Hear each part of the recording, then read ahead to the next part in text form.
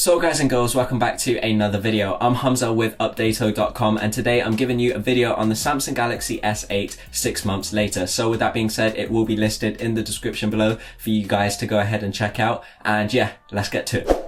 Let's start off with this infinity display. No matter how much I use the phone, I still can't get over the fact it looks so stunning. It features a 1440 by 2960 resolution, which does wonders to the display, and combined with Samsung's design of the stretch screen and reduced bezel size, it looks that much better.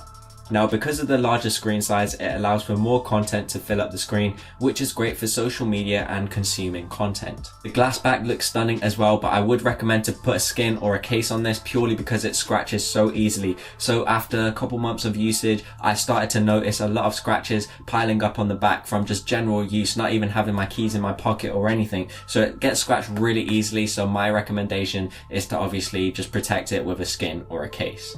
You'll notice that on the S8 there is no physical home button as a result of them stretching out the screen. Therefore, they placed the fingerprint scanner right next to the camera on the back. Now, it took me a few days to get used to the placement of the fingerprint scanner, and I found that the accuracy wasn't as good as I hoped for, and it wasn't even as fast as I had expected. It's still pretty fast, but when compared to other smartphones like the OnePlus 5 or even previous models of that, you'll notice it's significantly slower. And also, it worked about 80% of the time on my first try. So when I try and unlock it, you even saw I just tried to unlock it and it didn't work on my first try. Normally it takes me 2 tries to unlock the phone using the fingerprint scanner. So yeah, that's one of the downsides of the phone in my opinion. Alright, let's talk camera. The camera on this is fantastic and does what it needs to do. You can launch the camera by double pressing the button on the side and it's pretty quick, and from there you'll be able to use the features, and the application of the camera itself is a lot better than previous models of the Samsung Galaxy lineup in my opinion. Just like its predecessor, the Samsung Galaxy S8 has a 12 megapixel camera with an aperture of f1.7 for that shallow depth of field and impressive low light performance. The auto HDR mode is something that is turned on by default, and I would suggest keeping it on as it levels out the exposure and contrast, and when there's bright sunlight it leaves you with intensely colourful shots.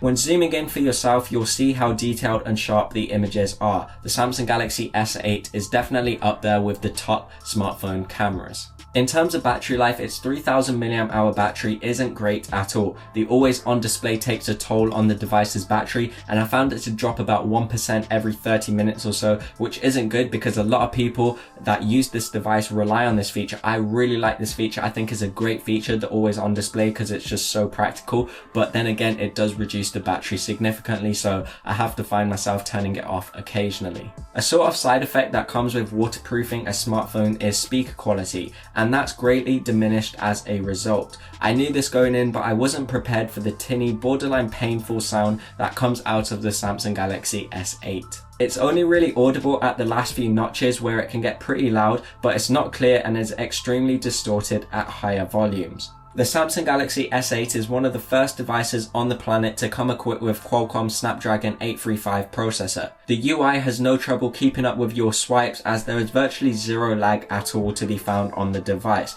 After using this for a while now, I still found performance to be up there, and there were a few hiccups here and there, but that's due to Samsung's TouchWiz rather than the hardware itself. But mostly it's quick, it's snappy, and you'll notice that right away for an average consumer because the speed is really good. After months of usage, it's still a well-rounded device, and if you are thinking of picking this up, my suggestion is to wait a few weeks because the S9 is right around the corner. But yeah, that's about it for today's video. If you did enjoy it, make sure to leave a thumbs up, and I'm Hamza, and I'll talk to you lot in the next one. Later, lads. Bye.